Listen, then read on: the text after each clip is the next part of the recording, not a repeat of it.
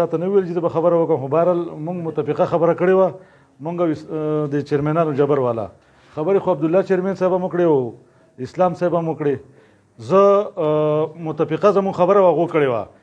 زه یوه خبره کوم د لرجم د خپلو چیرمنانو ته او دا زه ډېر په ګیله سوی یم چې مونږ کله دفتر راشي هره پارټي راوړي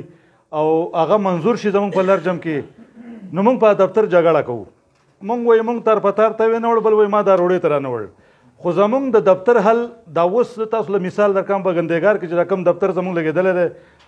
په برول کې کار روان دی په شرینګل کې روان دی په دیر کې روان دی په واړی کې روان دی او په لرجم ګندهګار بي اس پي دفتر بند دی دا ولې بند دی دا زموږ د نااهلۍ د وجې نه ګوره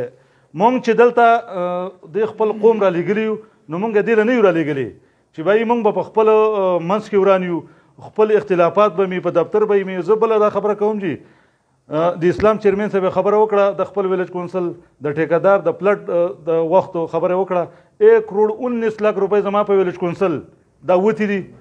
او زما په ویلج کونسل کې 40 غنټې کار شوی دی په ما پسې ټیم راغلی چې بهیي ته صحیح خبره وکړه ما چې زه د الله نه یېرېږم 40 غنټې کار شوی دی ما پسې ټیکهدار هم راغلی دی ما ته ډېر داسې د پارټو ملګري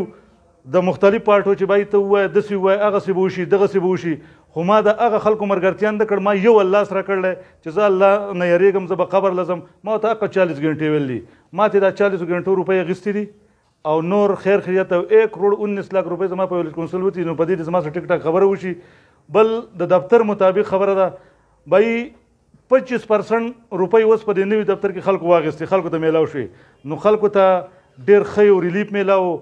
او هغه شی بند شوی دی نو زه دې چیرمنان ته یم چې بهیي د دې نه نن پاسي او په دې کم از کم خبرو کې دې موږ ته ډېره غټه مسله ده نورې خبرې موږ چیرمن صاحب وکړې موږ مشترکه خبره وه